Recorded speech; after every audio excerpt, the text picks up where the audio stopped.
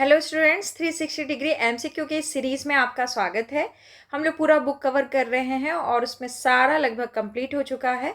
आप जाकर के देख लीजिए, एक प्लेलिस्ट बना दिए हैं, उसमें आप लोग 45 से ऊपर अभी वीडियोस हैं और लगता है 50 तक में जाकर के ये एंड हो सकेगा। ठीक है, तो आज का टॉपिक जो है आप देख पा रहे हैं, छोटानागपुर काश्तकारी अधिनियम CNT एक्ट 1908 है। इससे आपको जेपीएससी में 5 प्रश्न पूछे जाते हैं, यानी कि कुल 10 नंबर का, और इसमें 565 क्वेश्चन है। इस बुक में कुल 565 क्वेश्चंस हैं, तो आप समझ सकते हैं कि इससे बाहर क्वेश्चन आपको पूछ ही नहीं सकता। तो अगर आप इतना कंप्लीट कर लेते हैं तो आपको निश्चित ही इस टॉपिक से एक सिंगल क्वेश्चन भी नहीं छूटेगा। ठीक है, तो 10 नंबर बहुत ज़्यादा होता है उसकी तैयारी के लिए। और कुछ कुछ स्टूडेंट्स हमसे पूछते हैं कि क्या मैम ये उत्पाद सिपाही या किसी दूसरे एग्ज़ाम्स के लिए है। तो आप जानिए कि झारखंड में लगभग सभी के सभी जो भी एग्ज़ाम होते हैं और उसमें झारखंड सामान्य ज्ञान पूछा जाता है, तो उसका सिलेबस लगभग एक ही है।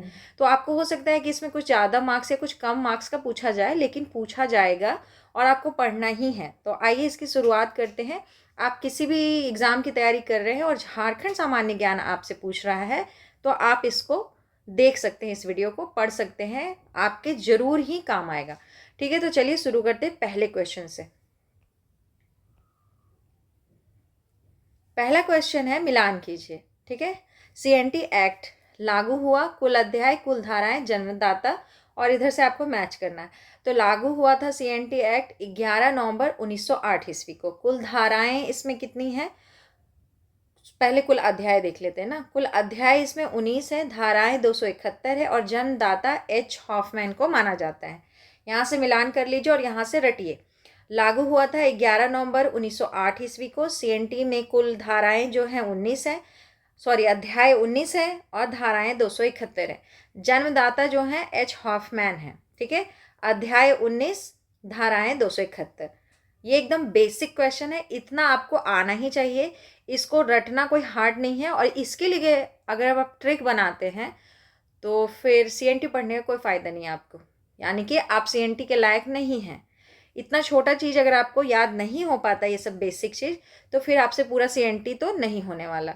इसलिए इसको पहले रटिए, उसके बाद चलिए CNT के धाराओं को समझने के लिए। तो अब दूसरा क्वेश्चन क्या है, इसको थोड़ा छोटा कर देते हैं। छोटानागपुर में पहली बार सर्वे का कार्य कब प्रारंभ हुआ था, तो ये सही आंसर है 1902 में। ठीक है, छोटानागपुर में पहली बार सर्वे का कार्य 1902 में प्रारंभ हुआ था। अगला है तीसरा नंबर क्वेश्चन, छोटानागपुर काश्तकारी अधिनियम 1908 में भूधृति के अंतरण का रजिस्ट्रीकरण अनुज्ञात करने से भूस्वामी द्वारा इनकार करने पर प्रक्रिया किस धारा में है, तो सही आंसर है धारा 12 में है। ठीक है, छोटानागपुर काश्तकारी अधिनियम 1908 भूधृति के अंतरण का रजिस्ट्रीकरण अनुज्ञात करने से भूस्वामी द्वारा इनकार करने पर प्रक्रिया धारा 12 में है। यदि कोई भूधृति धारा 11 का पालन नहीं करे तो अंतरीति या उसके उत्तराधिकारी को अधिकार है कि उपायुक्त के पास आवेदन दे और जांच के उपरांत उपायुक्त नियम के अनुसार आदेश पारित करे और अंतरण स्वतः रजिस्ट्रीकृत समझा जाएगा। ठीक है, तो ये धारा 12 में है। अगला क्वेश्चन है कि छोटानागपुर काश्तकारी अधिनियम 1908 किस तिथि को लागू हुआ था, तो इसको 11 नवंबर 1908 ईस्वी को लागू हुआ था। ठीक है, ये सब बेसिक क्वेश्चन है, और ऐसा मत सोचिएगा कि बेसिक क्वेश्चन है तो मेरे परीक्षा में नहीं आएगा, आएगा, कंफर्म आएगा। कहाँ से और क्वेश्चन आएगा। व्याख्या, छोटानागपुर काश्तकारी अधिनियम 1908 11 नवंबर 1908 को लागू किया गया है। झारखंड के 18 जिले 4 प्रमंडल में लागू है। जब हम लोग SPT पढ़ रहे थे तब हम लोग क्या पढ़े थे कि जितना भी संथाल परगना के जो जिले हैं वो 6 जिले थे। 6 जिले में SPT है, उसको छोड़ दीजिए केवल। उसके बाद जितने भी आपके प्रमंडल बच गए, तो 4 प्रमंडल और बच गए और उसमें 18 जिले, सब में CNT लागू है। ठीक है, अब पांचवा क्वेश्चन पढ़ेंगे। छोटानागपुर काश्तकारी अधिनियम 1908 के बारे में सत्य कथन को चुनिए। तो यहाँ आप देख लीजिए आंसर कि सभी कथन सत्य है, पहले कह दिया। तो यानी कि आप जब इसको पढ़ेंगे तो पढ़ते वक्त में आप इसको दिमाग में बैठा करके चलेंगे। ठीक है, तो सिविल जेल का डेफिनेशन देते हुए कह रहा है कि सिविल जेल अथवा सरकार द्वारा कैदियों को रखने की जगह। आयुक्त और न्यायिक आयुक्त को परिभाषित करते हुए कह रहा है कि छोटानागपुर के आयुक्त अथवा न्यायिक आयुक्त, उप कलेक्टर के लिए सहायक कलेक्टर और अवर उप कलेक्टर को उप कलेक्टर कहते हैं। ठीक है, और उपायुक्त किसको कहेंगे, राजस्व अधिकारी अथवा उप कलेक्टर जिसे उपायुक्त के कार्य हेतु अधिकृत किया गया हो। तो सभी के सभी कथन क्या है, सही हैं। अगला है छोटा नागपुर काश्तकारी अधिनियम 1908 के बारे में सत्य कथन चुनिए। यहाँ भी देखिए सभी के सभी कथन सत्य है, तो सबको आप अपने दिमाग में बैठाते हुए चलिए कि जो भी है सब सही है।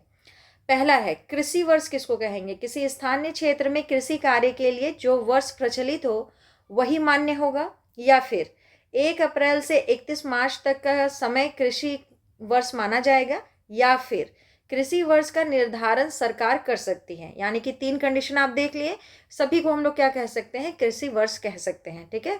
अगला है भुगत बंधक या भुगत बंध बंधक किसको कहेंगे? ऐसा रैयत जो उधार या कर्ज लिया हो उसे सभी प्रकार के लाभ से कर्ज लौटाने तक वंचित रखा जाएगा। ठीक है। तीसरा है बोर्ड, बिहार राजस्व बोर्ड। और सर्टिफिकेट अधिकारी किसको कहेंगे? तो बिहार उड़ीसा लोक मांग वसूली अधिनियम 1914 के धारा 2 के अंतर्गत शामिल अधिकारी। बिल्कुल इसको याद रखिएगा। ठीक है। तो ये हो गया, सभी के सभी कथन सत्य हो गए। अब हम लोग अगला क्वेश्चन देखते हैं, 7वां नंबर। छोटा नागपुर काश्तकारी अधिनियम 1908 के बारे में सत्य कथन को चुनिए। तो पहला है वृद्धि किसको कहेंगे? किसी रैयत के द्वारा अपने जोत, खेत अथवा जमीन को वृद्धि करना वृद्धि कहलाता है। संपदा किसको कहेंगे? उपायुक्त द्वारा संधारित राजस्व युक्त एवं राजस्व प्रदायी भूमि, सरकारी खास महल एवं अन्य राजस्व मुक्त भूमि। तीसरा है वन, वन उपज है। ठीक है, इसको हटाइए, वन उपज। वनों से प्राप्त होने वाले वन उत्पाद को हम लोग वन उपज कहते हैं। और जोत किसको कहेंगे? रैयत द्वारा धारित भूमि या भूमिखंड जो है उसको जोत कहा जाएगा। तो सभी के सभी तो कथन सही लग रहे हैं।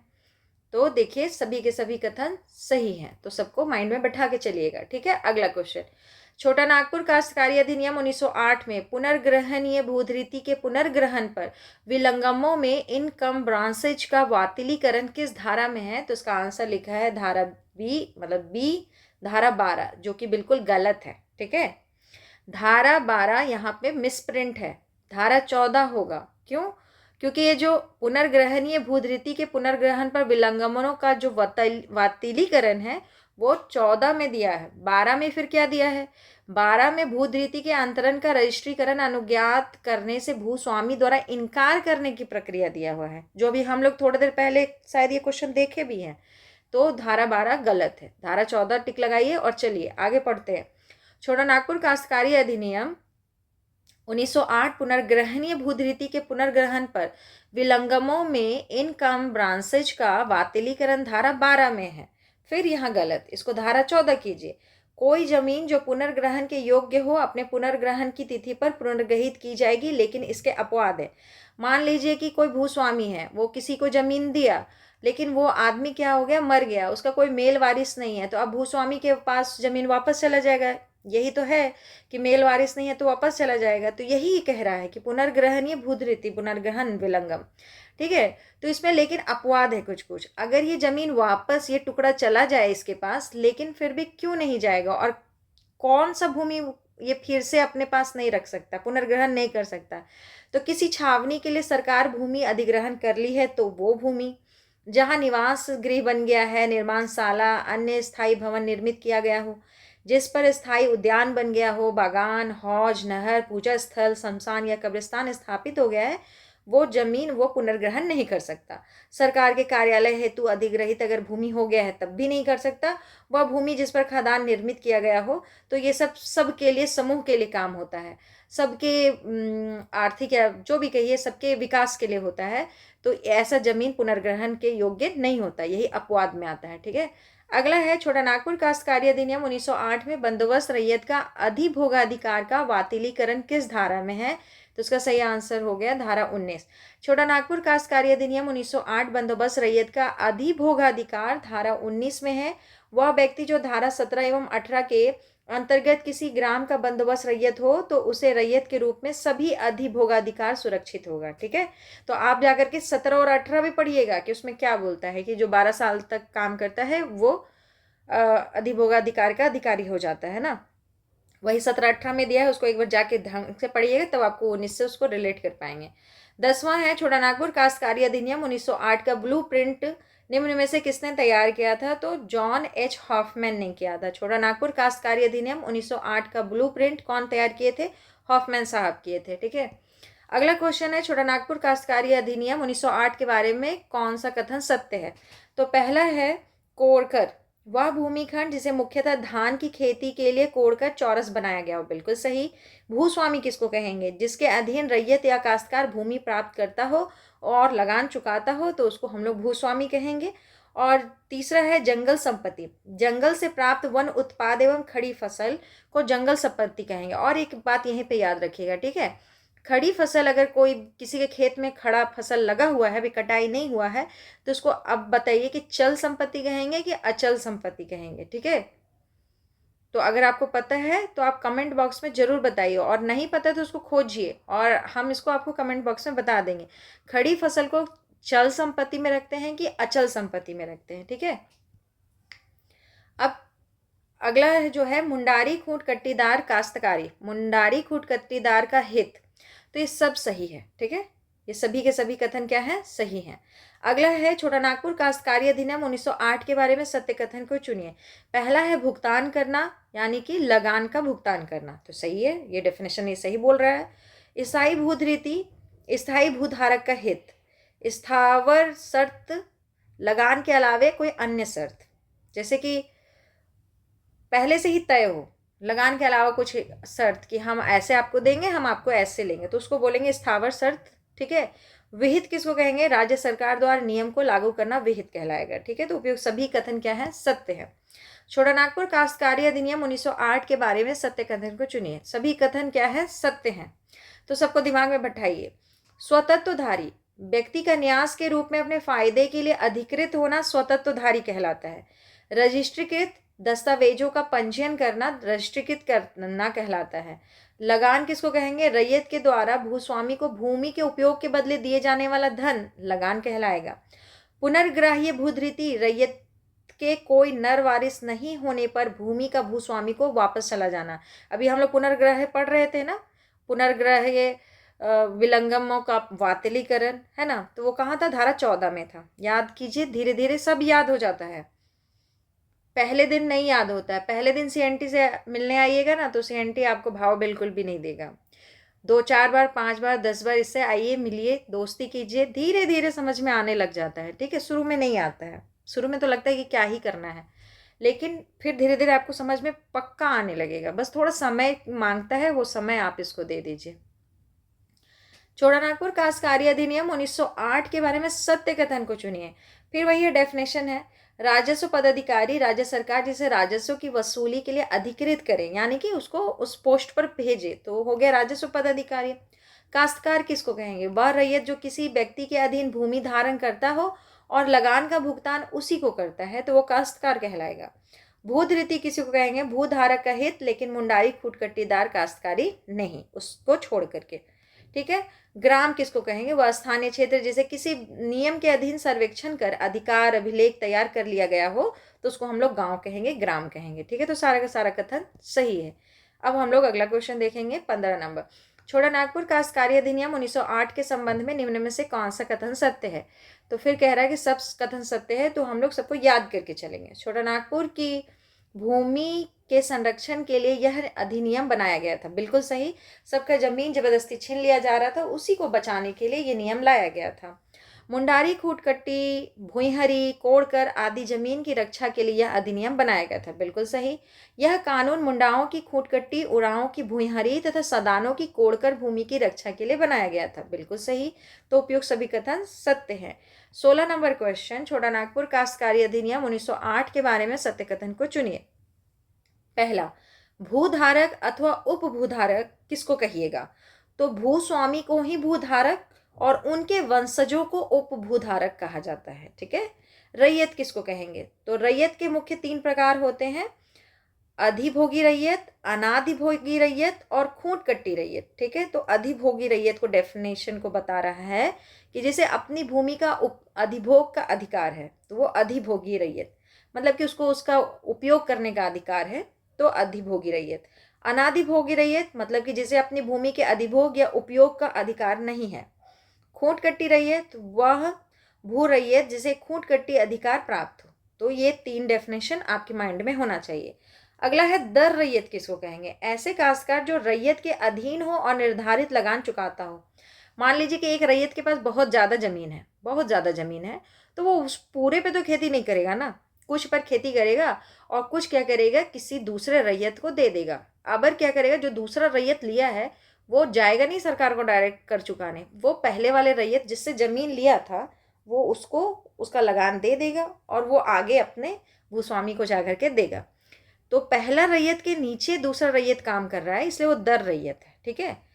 चौथा, मुंडारी खूंट कट्टीदार, जो मुंडाओं के द्वारा जंगल को साफ करके कृषि योग्य भूमि बनाया गया हो उसको हम लोग कहेंगे मुंडारी खूंट कट्टीदार। ठीक है। ये लोग आए थे, जंगल साफ करके बनाए थे, पूरा समूह मिलके बनाया था, इसलिए पूरा इनको थोड़ा सा अलग कैटेगरी में हमेशा रखा जाता है। ठीक है। तो उपयुक्त सभी कथन सही था। अगला क्वेश्चन है 17 नंबर क्वेश्चन है कि निम्न में से किस अधिनियम को भारतीय परिषद अधिनियम 1892 की धारा 5 के अधीन गवर्नर जनरल की मंजूरी से अधिनियमित किया गया? तो सही आंसर है छोटा नागपुर काश्तकारी अधिनियम 1908। जो आपका नियम है ना CNT एक्ट, बना कैसे था? तो ये बना था भारतीय परिषद अधिनियम 1892 की धारा 5 के आधार पर ये बनना शुरू हुआ था। ठीक है। छोटा नागपुर काश्तकारी अधिनियम 1908 अधिनियम को भारतीय परिषद अधिनियम 1892 की धारा 5 के अधीन गवर्नर जनरल की मंजूरी से अधिनियमित किया गया था। अगला क्वेश्चन, छोटा नागपुर काश्तकारी अधिनियम 1908 में कुल कितने अध्याय है? तो अध्याय 19 है, धारा 271 है। हमेशा रटिए इस चीज को कि अध्याय 19 है, धारा 271 है। छोटा नागपुर काश्तकारी अधिनियम 1908 में कुल 19 अध्याय हैं और 271 धाराएं हैं। ठीक है। छोटा नागपुर काश्तकारी अधिनियम बनाने का मुख्य उद्देश्य था। क्या मुख्य उद्देश्य था? भूमि पर अवैध कब्जों को रोकना। छोटा नागपुर काश्तकारी अधिनियम बनाने का मुख्य उद्देश्य भूमि पर अवैध कब्जों को रोकना था। 20 नंबर क्वेश्चन, छोटा नागपुर काश्तकारी अधिनियम बनाने से पूर्व छोटा नागपुर का नक्शा तैयार किया गया था। इस सेटलमेंट में कुल कितने पैसे खर्चे हुए थे? ठीक है। तो 16 लाख रुपए खर्च हुआ था। छोटा नागपुर काश्तकारी अधिनियम बनाने से पूर्व छोटा नागपुर का नक्शा तैयार किया गया था। इस सेटलमेंट में कुल 16 लाख रुपए खर्च हुए थे। 21 नंबर क्वेश्चन, छोटा नागपुर काश्तकारी अधिनियम 1908 में रैयत का पट्टे का अधिकार होना किस धारा में है? तो यह है धारा 44। छोटा नागपुर काश्तकारी अधिनियम 1908 रैयत का पट्टे का अधिकार होना धारा 44 में है। और अगर मान लीजिए कि गलती से कोई भी क्वेश्चन इधर उधर हो, मिस प्रिंट हो, गलती हो, आप उसको कमेंट बॉक्स में जरूर बताएं। ठीक है। चलिए 22 नंबर क्वेश्चन, छोटा नागपुर काश्तकारी अधिनियम 1908 में भूस्वामी की विशेषाधिकार युक्त भूमि तथा अन्य भूमियों को अध्याय 4 और 6 के प्रावधानों से छूट किस धारा में है? देखिए इस टाइप का क्वेश्चन पूछता है। ठीक है। तो इस टाइप का क्वेश्चन में दिक्कत क्या हो गया कि आपको अध्याय 4 भी पता होना चाहिए। ठीक है। उसका प्रावधान भी पता होना चाहिए। तो ये अभी तो आप याद कर लीजिए धारा 43, लेकिन इसको जाकर के पढ़िए। ठीक है। छोटा नागपुर काश्तकारी अधिनियम 1908 में भूस्वामी की विशेषाधिकार युक्त भूमि तथा अन्य भूमियों को अध्याय 4 और 6 के प्रावधानों से छूट धारा 43 में है। ठीक है। अब 23 नंबर क्वेश्चन, CNT एक्ट में शामिल भूमि, CNT का उद्देश्य, सर्वे पर कुल खर्च, प्रभावित प्रमंडल। तो कुल खर्च तो अभी हम लोग पढ़े 16 लाख रुपए हुआ था। प्रभावित प्रमंडल जो है संथाल परगना को छोड़ दीजिए, बाकी सबको, तो 4। ठीक है। पलामू, कोल्हान, उत्तरी और दक्षिण छोटा नागपुर प्रमंडल। उद्देश्य क्या था? तो ST एवं SC भूमि पर अवैध कब्जा को रोकना। और शामिल क्या है CNT में? मुंडारी, खूंटकट्टी, भुईहर और कोड़कर। ये तो सब मिलान किया हुआ है, नहीं भी रहता तो आप मिलान कर लेते। ठीक है। लिख रहा है कि सभी सुमेलित है। हाँ बिल्कुल सभी सुमेलित था। अब हम लोग को यहाँ सुमेलित करना है जो कि आपको थोड़ा कम मालूम हो सकता है। ठीक है। तो इसको मिलान कीजिए। पहला है 43। 43 कहाँ जाएगा? तो देखिए एक बार हम यहाँ पढ़ देते हैं, फिर आप मिलान करेंगे तो आपको ज़्यादा अच्छे से समझ में आ जाएगा। ठीक है। धारा 43 अध्याय 4 और 6 से छूट प्राप्त भूमियों से संबंधित है। ठीक है। तो 43 में हम लोग क्या पढ़ेंगे? अध्याय 4 और 6 से छूट प्राप्त भूमियां। ठीक है। दूसरा धारा 47 से 51 जोतों और भूधृतियों का पट्टा और अंतरण से संबंधित है। तो इसको हम लोग कहाँ लेके जाएंगे? C में, जोतों और भूधृतियों का पट्टा और अंतरण। ठीक है। धारा 51 का और 52 से 63, 51 का और 52 से 63 लगान के साधारण उपबंध से संबंधित है। कहाँ है? लगान के साधारण उपबंध से संबंधित है। ठीक है। उसके बाद है, जबकि धारा 63 का ख बंजर भूमि बंदोबस्त से संबंधित है। तो 63 का और खा में बंजर भूमि का बंदोबस्ती कैसे होगा, कब तक आपको लगान नहीं लगेगा, उसके बाद कैसे कैसे और चीज़ें हैं उसके बारे में बताया गया है। ठीक है, तो अगला क्वेश्चन देखते हैं। छोटानागपुर काश्तकारी अधिनियम के पूर्व प्रथम वर्ष का सर्वे क्या कहलाता है? तो ये कहलाता है ट्रवर्स सर्वे। छोटानागपुर काश्तकारी अधिनियम के पूर्व प्रथम वर्ष का सर्वे ट्रवर्स सर्वे कहलाता है। ज़्यादा सर्वे नहीं है, 5-6 तो सर्वे है। सार संग्रह में जाकर के एक बार सर्वे को जरूर से देख लीजिएगा। ठीक है, अब 26 नंबर क्वेश्चन। छोटानागपुर काश्तकारी अधिनियम 1908 में भूइहारी भूधृति के अंतरण पर प्रतिबंध किस धारा में है?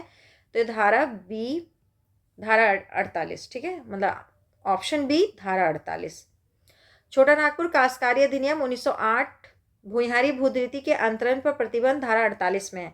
देखिए, इससे आपको कुल 5 क्वेश्चन पूछे जाएंगे। ठीक है, हम मान सकते हैं कि धारा से जो क्वेश्चन डायरेक्टली पूछा जाएगा उसमें आप गड़बड़ कर सकते हैं, क्योंकि ये तो झारखंड का एग्जाम है।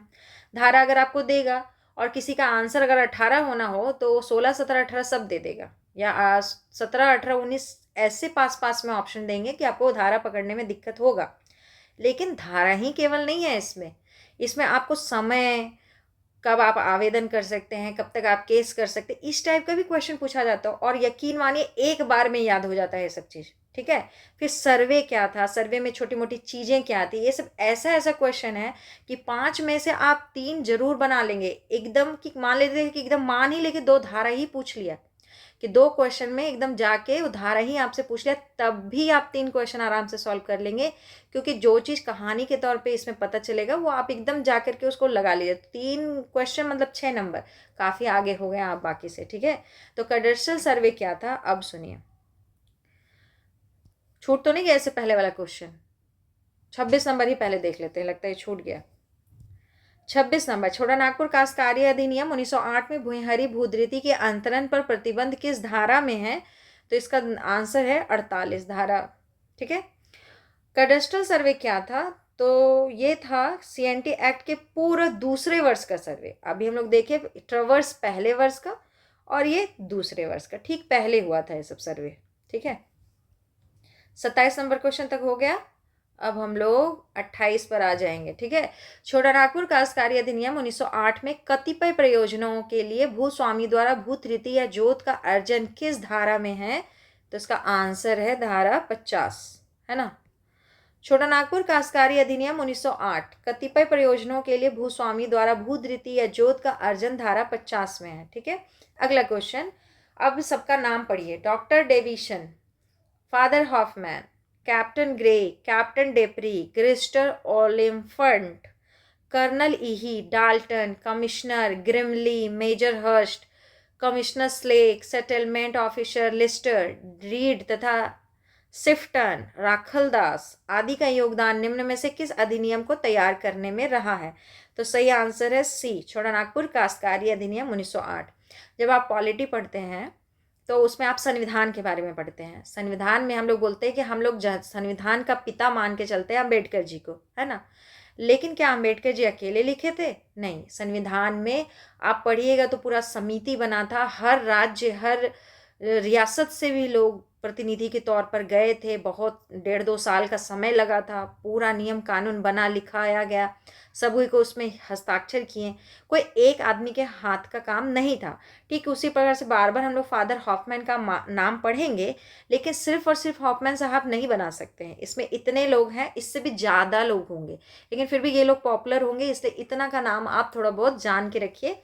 ऐसे तो क्वेश्चन नहीं आएगा कि ये कौन से हैं, लेकिन आप आने से आपको पता होना चाहिए कि इससे कौन कौन लोग जुड़े हुए थे। ठीक है, तो हम लोग इसको एक बार और, अगर आप नाम पढ़ना चाहते हैं तो आप वीडियो को रोक करके 1-2 बार नाम को पढ़ लीजिए। ठीक है, अब 30 नंबर क्वेश्चन को हम लोग बनाएंगे कि पहला और दूसरा सुमेलित कीजिए। ठीक है, इसको सुमेलित करना है। तो यहाँ लिखा है कि ये सुमेलित है, तो हम लोग इसको याद करके चलेंगे। धारा जो है 76 से 79 में रूढ़ी एवं संविदा है। 80 से लेकर 100 में अधिकार, अभिलेख और लगानों का निर्धारण है।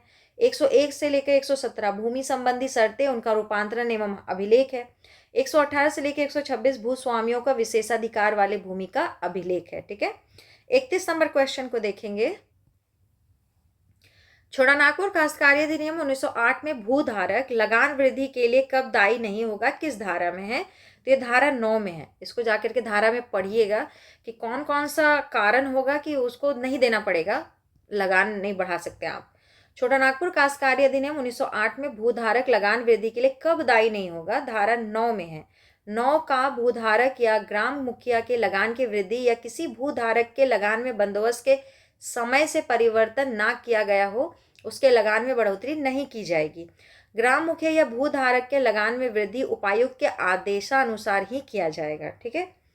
अगला क्वेश्चन है, छोटा नागपुर काश्तकारी अधिनियम 1908 में कतिपय भूमिहारों का लगान वृद्धि के लिए दायी ना होना किस धारा में है? तो धारा 10 में है। छोटा नागपुर काश्तकारी अधिनियम 1908 में कतिपय भूमिहारों का लगान वृद्धि के लिए दायी ना होना धारा 10 में है।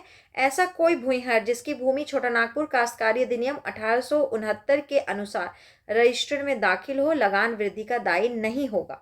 ठीक है। अगला क्वेश्चन देखेंगे हम लोग, छोटा नागपुर काश्तकारी अधिनियम 1908 में भूधृतियों के कतिपय अंतरणों का रजिस्ट्रीकरण किस धारा में है? तो लिखा हुआ है कि धारा 11 में है। छोटा नागपुर काश्तकारी अधिनियम 1908 में भूधृतियों के कतिपय अंतरणों का रजिस्ट्रीकरण धारा 11 में है। जब किसी भूधृति या उसके किसी भाग का अंतरण या हस्तांतरण, उत्तराधिकार, विरासत, विक्रय, दान या विनिमय द्वारा किया जाए तो अंतरिति यानी कि क्रेता का नाम भूस्वामी के कार्यालय में रजिस्ट्रीकृत किया जाएगा। ठीक है। अगला क्वेश्चन है कि छोटा नागपुर काश्तकारी अधिनियम 1908 में भूधृति के अंतरण का रजिस्ट्रीकरण अनुज्ञात करने से भूस्वामी द्वारा इनकार करने पर प्रक्रिया किस धारा में है? तो ये है धारा 12 में। ये अब यहाँ सही लिखा हुआ है। ठीक है, ये धारा 12 में ही है। छोटा नागपुर काश्तकारी अधिनियम 1908 में भूधृति के अंतरण का रजिस्ट्रीकरण अनुज्ञात करने से भूस्वामी द्वारा इनकार करने पर प्रक्रिया धारा 12 में दिया गया है। यदि कोई भूधृति धारा 11 का पालन नहीं करे तो अंतरिति या उसके उत्तराधिकारी को अधिकार है कि उपायुक्त के पास जाके आवेदन दे सकता है और जांचों उपरांत उपायुक्त नियमानुकूल आदेश पारित करे और अंतरण स्वतः रजिस्ट्रीकृत समझा जाएगा। ठीक है। अगला क्वेश्चन पढ़ेंगे हम लोग, 35 नंबर क्वेश्चन। ठीक है। 35 नंबर क्वेश्चन है कि छोटा नागपुर काश्तकारी अधिनियम 1908 में भूधृति का विभाजन या लगान का वितरण किस धारा में है? तो इसका सही आंसर है 13। व्याख्या देखें, छोटा नागपुर काश्तकारी अधिनियम 1908 में भूधृति का विभाजन या लगान का वितरण धारा 13 में है। किसी भूधृति या उसके भाग का विभाजन हो तो लगान का भी अनुपातिक विभाजन किया जाएगा। ठीक है। अगला क्वेश्चन है, छोटा नागपुर काश्तकारी अधिनियम 1908 में पुनर्ग्रहणीय भूधृति के पुनर्चक्रण पर विलंगमों यानी कि इनकम ब्रांचेज का बातिलीकरण किस धारा में? क्वेश्चन रिपीट हुआ ना, कुछ दिमाग में दोहराइए। ये क्वेश्चन अभी हम लोग पढ़ के आए थे। ठीक है। तो यहाँ धारा 14 लिखा है, यहाँ आंसर सही दिया है। छोटा नागपुर काश्तकारी अधिनियम 1908 में पुनर्ग्रहणीय भूधृति के पुनर्ग्रहण पर विलंगमों इनकम ब्रांचेज का बातिलीकरण धारा 14 में है। कोई जमीन या पुनर्ग्रहण के योग्य हो अपने पुनर्ग्रहण की तिथि पर पुनर्ग्रहित हो जाएगी, लेकिन इसके अपवाद हैं। अपवाद हम लोग जानते हैं, किसी छावनी के लिए सरकार भूमि अधिग्रहण कर ली है तो पुनर्ग्रहण नहीं करेंगे। जहां निवास गृह, निर्माणशाला या अन्य स्थायी भवन निर्मित किया गया हो, जिस पर स्थायी उद्यान बन गया हो, बगान हो, हौज हो, नहर हो, पूजा स्थल, शमशान या कब्रिस्तान स्थापित हो गया हो तो उसको नहीं पुनर्ग्रहित कर सकते हैं। सरकार के कार्यालय हेतु अधिग्रहित भूमि अगर है, वह भूमि जिस पर खदान निर्मित किया गया हो तो उसको पुनर्ग्रहणीय में नहीं आएगा। ठीक है। अगला क्वेश्चन, छोटा नागपुर काश्तकारी अधिनियम 1908 में भूस्वामी के अधिकारों की व्यावृत्ति किस धारा में है? धारा 15।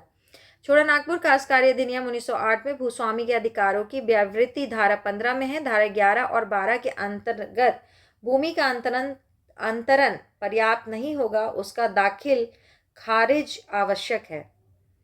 अगला क्वेश्चन है 38 नंबर। 38 नंबर में है कि छोटा नागपुर काश्तकारी अधिनियम 1908 में विद्यमान अधिभोगाधिकार का बना रहना किस धारा में है? तो ये धारा 16 में है। ठीक है। छोटा नागपुर काश्तकारी अधिनियम 1908 में विद्यमान अधिभोगाधिकार का बना रहना धारा 16 में है। अगर कोई रैयत लगातार 12 वर्षों तक खेती किया हो तभी उसका अधिभोग अधिकार बना रहेगा। ठीक है। अगला क्वेश्चन है, छोटा नागपुर काश्तकारी अधिनियम 1908 में बंदोबस्त रैयत की परिभाषा किस धारा में है? तो बंदोबस्त रैयत की परिभाषा आपका है धारा 17 में। ठीक है। बी नंबर, छोटानागपुर काश्तकारी अधिनियम 1908 में बंदोबस्त रैयत की परिभाषा धारा 17 में है। ऐसा रैयत जिसने इस नियम के लागू होने के पूर्व या बाद में 12 वर्षों तक लगातार भूमि धारित किया हो, उसे बंदोबस्त रैयत माना जाएगा। ठीक है। जब कोई व्यक्ति रैयत के रूप में भूमि धारण करता है तो वह रैयत की अवधि के 3 वर्ष बाद ग्राम का बंदोबस्त रैयत समझा जाएगा। यदि कोई रैयत धारा 74 के अधीन या वाद केस के जरिए भूमि पर कब्जा वापस लेता है तो जमीन के 3 वर्ष से अधिक समय तक जमीन का मालिक नहीं रहने के बावजूद वह बंदोबस्त रैयत माना जाएगा। दोनों बात कंफर्म आप समझ रहे होंगे। अगला क्वेश्चन है, छोटानागपुर काश्तकारी अधिनियम 1908 में कतिपय दशाओं में भूमिहारों तथा मुंडारी खूंट कट्टीदारों का बंदोबस्त रैयत होना किस धारा में है? तो उसका सही आंसर लिखा हुआ है धारा 18। छोटानागपुर काश्तकारी अधिनियम 1908 में कतिपय दशाओं में भूमिहारों तथा मुंडारी खूंट कट्टीदारों का बंदोबस्त रैयत होना धारा 18 में है। इस संदर्भ में 2 प्रावधान है। पहला प्रावधान, यदि किसी ग्राम में मंझियस या बड़खेता के रूप में ज्ञात भूमि के अलावे कोई भूमि जो छोटानागपुर टेन्योर्स एक्ट 1869 के तहत तैयार किए गए रजिस्टर में शामिल हो और वहां किसी भूमिहर परिवार के सदस्य लगातार 12 वर्षों तक भूमि धारण करते आए हों तो उसे बंदोबस्त रैयत माना जाएगा। दूसरा, किसी ग्राम की ऐसी भूमि जो मुंडारी खूंट कट्टीदारी काश्तकारी का भाग नहीं हो फिर भी इस अधिनियम या पहले के किसी अधिनियम के तहत मुंडारी खूंट कट्टीदार के रूप में दर्ज हो तो ऐसे ग्राम के मुंडारी खूंट कट्टीदारी काश्तकारी परिवार के सभी पुरुष सदस्य जो उस गांव में लगातार 12 वर्ष से भूमि धारण किए हैं बंदोबस्त रैयत माने जाएंगे। अगला क्वेश्चन देखिए, छोटानागपुर काश्तकारी अधिनियम 1908 में बंदोबस्त रैयत का अधिभोगाधिकार किस धारा में है? तो 19 में है। छोटानागपुर काश्तकारी अधिनियम 1908 में बंदोबस्त रैयत का अधिभोगाधिकार धारा 19 में है। वह व्यक्ति जो धारा 17 के एवं 18 के अंतर्गत किसी ग्राम का बंदोबस्त रैयत हो तो उसे रैयत के रूप में सभी अधिभोगाधिकार सुरक्षित होंगे उसके। अगला क्वेश्चन है 42 नंबर क्वेश्चन। 42 नंबर क्वेश्चन पढ़िए। छोटानागपुर काश्तकारी अधिनियम 1908 में भूस्वामी द्वारा अधिभोगाधिकार के अर्जन का प्रभाव किस धारा में है? तो ये धारा सी हो जाएगा, 20 में है। तो इधर जाना है। छोटानागपुर काश्तकारी अधिनियम 1908 में किसी अधिभोग जोत का भूस्वामी रैयत के संपूर्ण हित अंतरण में अधिभोगाधिकार के अर्जन पर प्रतिकूल प्रभाव नहीं पड़ेगा, धारा 20 में है। ठीक है। 43 नंबर क्वेश्चन पढ़िए। छोटानागपुर काश्तकारी अधिनियम 1908 में भूमि के उपयोग के संबंध में अधिभोगी रैयत के अधिकार किस धारा में है? तो यह है धारा 21 में। ठीक है। छोटानागपुर काश्तकारी अधिनियम 1908 में भूमि के उपयोग के संबंध में अधिभोगी रैयत के अधिकार धारा 21 में है। किसी रैयत को किसी भूमि पर अधिभोग अधिकार हो तो वह उस भूमि का उपयोग स्थानीय रूढ़ी या प्रथा पर बिना प्रथा पर ध्यान दिए कृषि कार्य कर सकता है। शर्त है कि भूमि का मूल्य कम नहीं होना चाहिए और खेती के लिए अनुपयुक्त नहीं होना चाहिए। ठीक है। अगला क्वेश्चन, छोटानागपुर काश्तकारी अधिनियम 1908 में अधिभोगी रैयत का विनिर्दिष्ट आधारों के सिवाय बेदखली से संरक्षण किस धारा में है? तो इसका आंसर दिया है धारा 22। छोटानागपुर काश्तकारी अधिनियम 1908 में अधिभोगी रैयत का विनिर्दिष्ट आधारों के सिवाय बेदखली से संरक्षण धारा 22 में है। अधिभोगी रैयत को भूस्वामी द्वारा जोत से बेदखल नहीं किया जाएगा यदि रैयत ने भूमि का उपयोग धारा 21 एवं 21 का के अंतर्गत किया हो। अगला क्वेश्चन देखिए। छोटानागपुर काश्तकारी अधिनियम 1908 में मृत्यु हो जाने पर अधिभोगाधिकार का न्यायगत होना किस धारा में है? तो इसका आंसर दिया हुआ है धारा 23। छोटानागपुर काश्तकारी अधिनियम 1908 में मृत्यु हो जाने पर अधिभोगाधिकार का न्यायगत होना धारा 23 में है। यदि कोई भोगाधिकारी रैयत बिना वसीयत के निर्धारण किए ही मृत्यु को प्राप्त हो जाए तो उत्तराधिकारी को अधिभोगाधिकार उसी तरह प्राप्त होगा जिस रीति से अन्य संपत्ति प्राप्त होंगे। धारा 23 का अधिभोग जोतों के कतिपय अंतरणों का रजिस्ट्रीकरण यदि कोई अधिभोग विक्रय दान वसीयत या विनिमय द्वारा स्थानांतरित किया जाए तो उसे रजिस्ट्रीकृत कराना होगा। ठीक है। अगला क्वेश्चन है 46 नंबर क्वेश्चन, और 46 नंबर क्वेश्चन क्या कहता है, लगान भुगतान के लिए अधिभोगी रैयत की बाध्यता किस धारा में है। ठीक है, तो इसका सही आंसर है धारा 24। इसका व्याख्या पढ़ेंगे हम लोग, इधर नहीं इधर जाना है। छोटानागपुर काश्तकारी अधिनियम 1908 में लगान भुगतान के लिए अधिभोगी रैयत की बाध्यता धारा 24 में है। ठीक है, लगान देना होगा धारा 24 में। अधिभोगी रैयत समय से निर्धारित लगान का भुगतान करेगा। पहला, सिंहभूम जिले के सरायकेला और खरसावां अनुमंडल में यदि कोई रैयत फलों का बगीचा लगाए या किसी जमीन का प्रयोग खलिहान या गड्ढा निर्माण के रूप में करता हो तो इस पर कोई लगान का भुगतान नहीं करेगा वो। ठीक है, ये सिर्फ और सिर्फ यहाँ के लोगों को छूट दिया है और बाकी जगह नहीं है, तो ये एक्सेप्शन केस हो गया। ठीक है, छोटानागपुर काश्तकारी अधिनियम 1908 में अधिभोगी रैयत का लगान उचित और सामयिक है या उपधारणा किस धारा में है, तो बी धारा 25 में है। छोटानागपुर काश्तकारी अधिनियम 1908 में अधिभोगी रैयत का लगान उचित और सामयिक है या उपधारणा धारा 25 में है। अगला क्वेश्चन, छोटानागपुर काश्तकारी अधिनियम 1908 में इस अधिनियम के प्रारंभ के पूर्व वर्धित लगान की पुष्टि किस धारा में है, तो इसका सही आंसर दिया है 26। छोटानागपुर काश्तकारी अधिनियम 1908 में इस अधिनियम के प्रारंभ के पूर्व वर्धित लगान की पुष्टि धारा 26 में है। यदि किसी अधिभोगी रैयत की भूमि का लगान छोटानागपुर भूस्वामी एवं काश्तकारी प्रक्रिया अधिनियम 1869 79 हो गया ना, ये 69 थोड़ी है, 1879 के द्वारा बढ़ा दिया गया हो तो उसे बढ़ा हुआ रहने दिया जाएगा। ठीक है,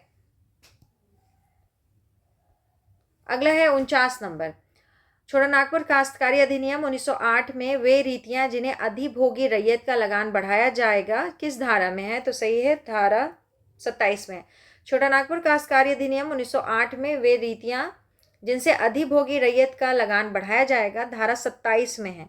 सामान्यतः उपायुक्त के आदेशानुसार लगान में वृद्धि की जा सकती है। स्मरण रहे कि धारा 12 के अधीन राजस्व अधिकारी के पारित आदेश से भी लगान बढ़ाया जा सकता है। ठीक है, अगला है 50 नंबर क्वेश्चन, छोटानागपुर काश्तकारी अधिनियम 1908 में वृद्धि के लिए उपायुक्त के पास दिए जाने वाले आवेदन पत्र की अंतर्वस्तु किस धारा में है, तो इसका सही आंसर है धारा 28। छोटानागपुर काश्तकारी अधिनियम 1908 में वृद्धि के लिए उपायुक्त के पास दिए जाने वाले आवेदन पत्र की अंतर्वस्तु धारा 28 में है। उपायुक्त को दिए गए आवेदन में भूमि के संपूर्ण विवरणी यानी कि विवरणी के साथ आवेदन दिया जाएगा, मतलब सब विवरण उसमें रहना चाहिए।